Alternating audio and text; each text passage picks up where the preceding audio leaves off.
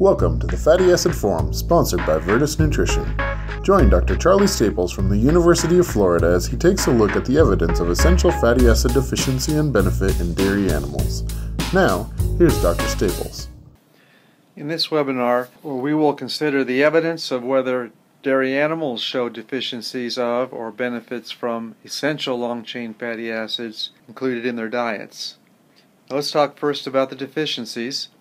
Nutrients can be grossly or marginally deficient, and the symptoms of these two types of deficiencies differ.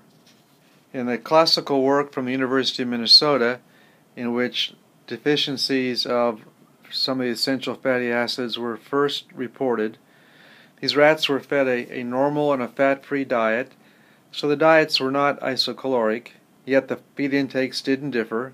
But nevertheless, after a time, growth was reduced in the rats fed the fat-free diet. In addition, these same rats, these ones on the fat-free diets, showed skin lesions, hair loss, and inflamed tail and feet at 70 to 90 days of life, and then by 150 days of life they were dying, and this was likely due to kidney failure. Ovulation intervals became irregular. Females that were ovulating, there were 3, and they were bred to some normal male rats. 2 of those 3 females became pregnant and gave birth, but all the pups that were born died within a few hours, so it was obvious that reproduction was affected negatively as well. Now, the rats that were not ovulating did resume ovulation within 5 days if they were fed fat. So fat had a very quick and positive benefit in these situations. Now, feeding fat at a low concentration, even 1% of the diet, alleviated these symptoms. And when they compared different fat sources and their ability to restore animals to growth and ovulation, they found that the fat sources that were higher in the essential fatty acids were the most effective. In a later study, again using rats and looking at gross deficiencies, the importance of the dietary essential fatty acids for reproduction were documented. And in this study, the female rats were fed a fat-free diet for 10 weeks, and then they were fed increasing amounts of these essential fatty acids during pregnancy and lactation. So increasing the intake of C18-2 linoleic acid from 20 to 40 grams per day, over to here, reduced pup mortality at 3 days of life from 41 down to 20%. And likewise, increasing the intake of linolenic acid, C18-3, again from 20 here over to 40 grams per day, also reduced pup mortality from 88 down to 35%.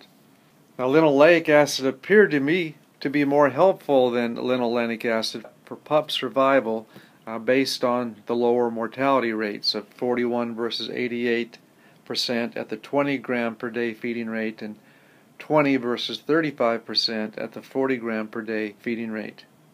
Quite interestingly, when they combined C18-2 and C18-3 together at 20 grams per day, they found that the pup mortality rate was the lowest. They're at 5%. So linoleic and linolenic acids looked like they are most beneficial when included together in the diet. If we change our attention now away from rodents into the ruminant animal, we can see some evidence of gross deficiencies in situations where the diet is essentially devoid of fat. And here's 2 studies, one using dairy heifers and one using pre-weaned lambs. So on the left, the work of Lambert, in which they were using pre-weaned dairy heifers. They were fed either a fat-free synthetic milk replacer or a similar milk replacer, but it contained 1.8% hydrogenated soybean oil and lecithin. Now, these diets were isocaloric. And heifers fed the fat-free milk replacer gained only about 1/3 as much weight per day as those heifers that were fed the milk replacer with the soybean oil. In addition, they had scaly dandruff, they had dry hair, they were losing their hair, and the heifers that were getting more linoleic acid through the soybean oil appeared quite healthy. Likewise, pre-weaned lambs were fed a fat-free synthetic milk replacer, or one that contained here 2% lard. And daily weight gain again was lower in this study when they were fed the fat-free synthetic milk replacer, and lambs actually died in 3 to 7 weeks on this fat-free diet, whereas those that were getting the lard appeared again healthy.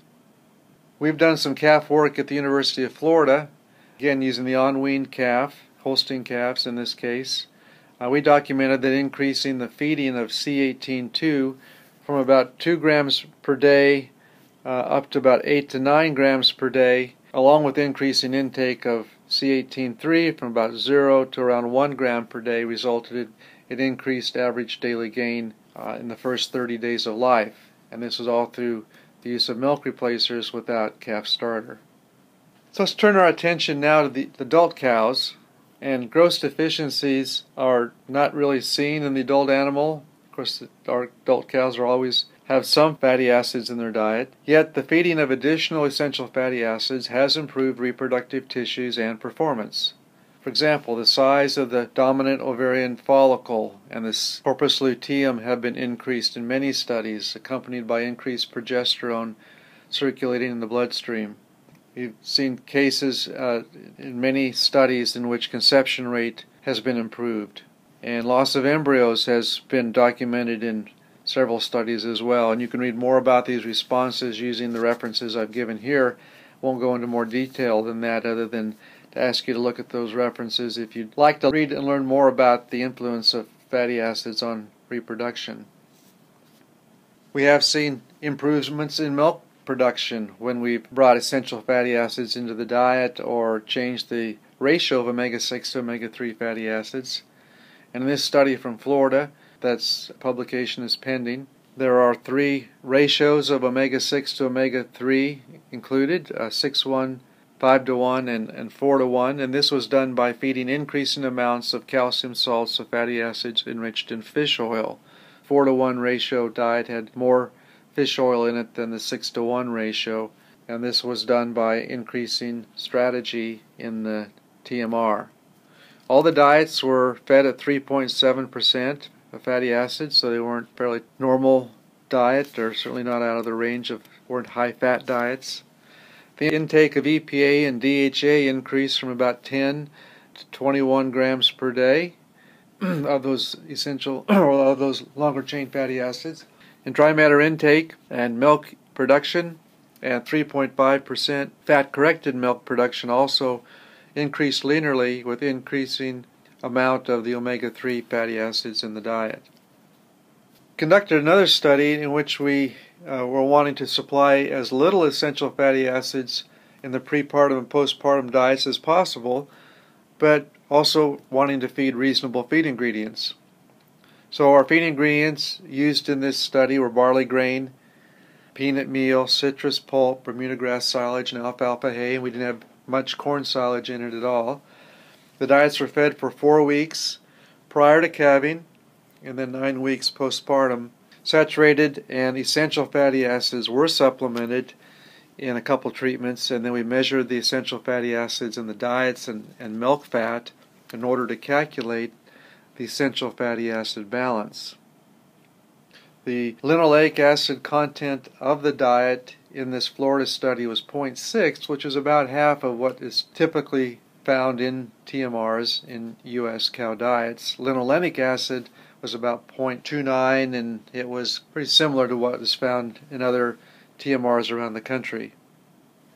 So we then plotted, as you often see with energy balance, we plotted the linoleic acid balance of these cows, fed these 3 diets, week of lactation along the bottom, lactic acid in grams per day along the y-axis. We assumed a maintenance requirement of 10 grams per day for linoleic acid based upon rodent data. This is data using multiparous cows. We fed, again, the controls, which is the blue line, did not receive any supplemental fat. The orange line were a group of cows that were fed a saturated fat supplement, and the green line represents the cows that were getting a PUFA supplement enriched in primarily linoleic, but also had some linolenic in it as well. So multiparous cows were in negative linoleic acid balance throughout that 13 weeks if they were not supplemented with linoleic acid, again the blue and orange lines. Multiparous cows returned to positive linoleic acid balance by 4 weeks if they were supplemented with PUFAs, green line. And milk yield was lower for control cows. You can see in this box in the upper left-hand corner, but it was greater for cows fed the two fat sources. So linoleic acid balance didn't really match with milk production. If we do that same plot for primiparous cows were in negative linoleic acid balance throughout the 12 weeks if they were not supplemented with linoleic acid, blue and orange lines. Primiparous cows returned to positive energy balance, linoleic acid balance, by 3 weeks here if they were supplemented with PUFAs.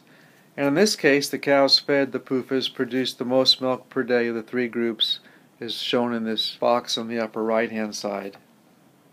Well, why aren't we seeing greater evidence of essential fatty acid deficiencies in our adult cows? And there are several reasons that may explain that. Certainly, body reserves may supply linoleic and linolenic acids during times of deficiencies.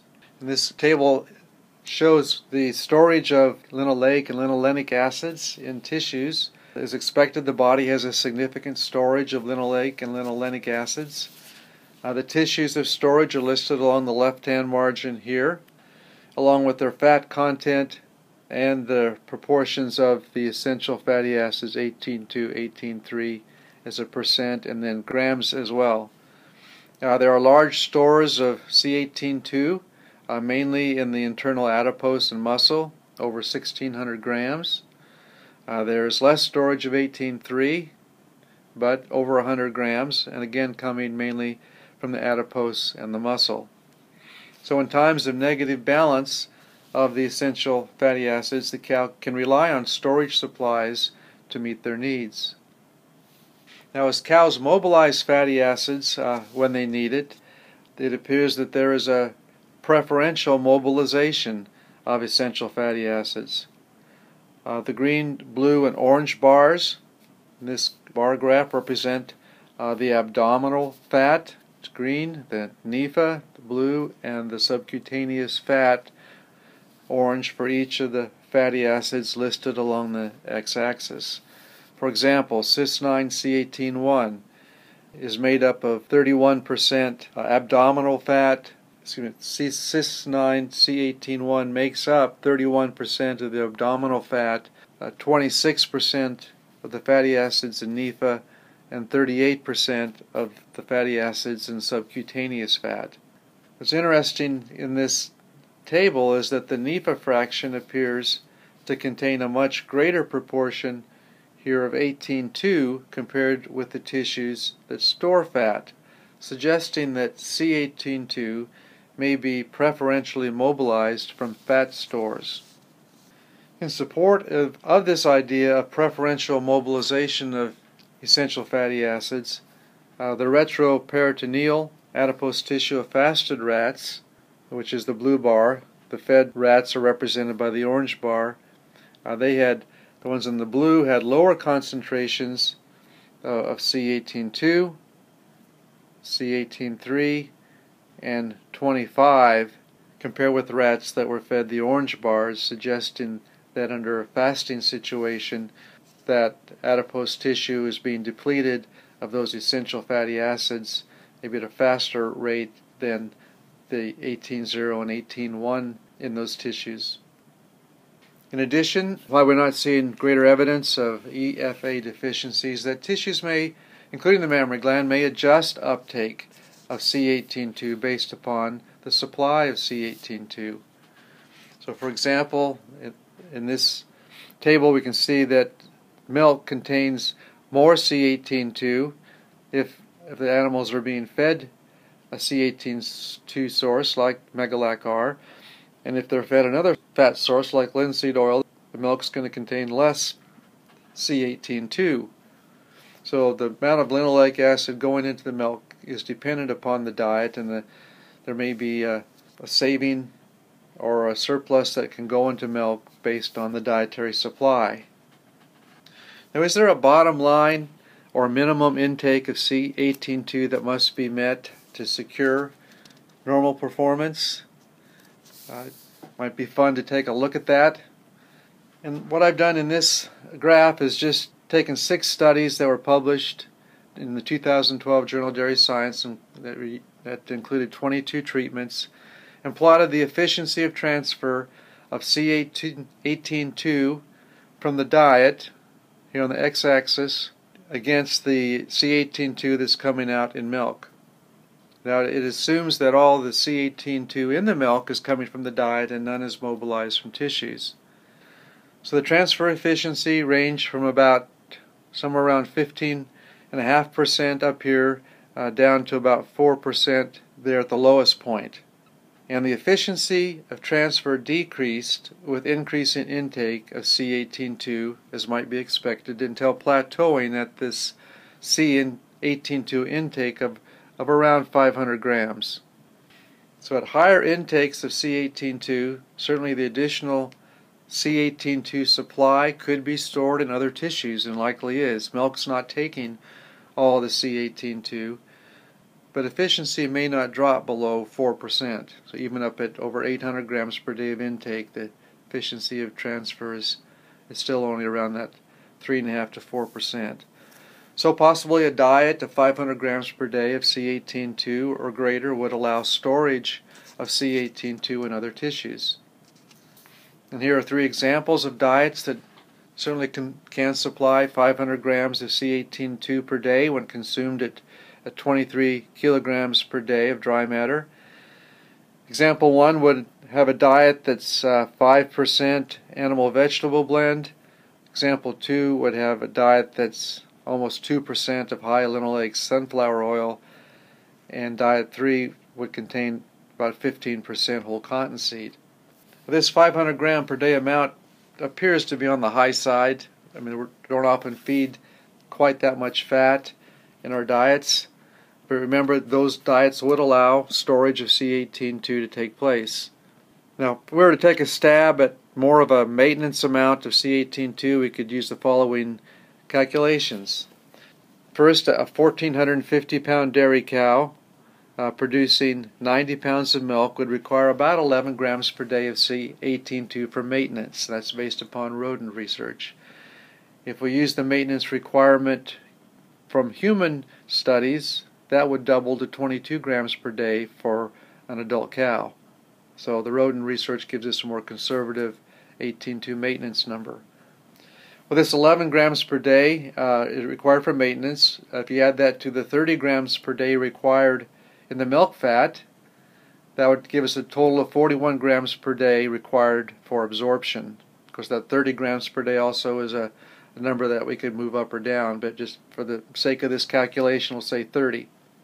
The transfer efficiency from the gut to the milk, again from the small intestine into the milk, is about 70%, based on several research studies, and this requires the delivery of 59 grams per day of C18.2 to the lower gut.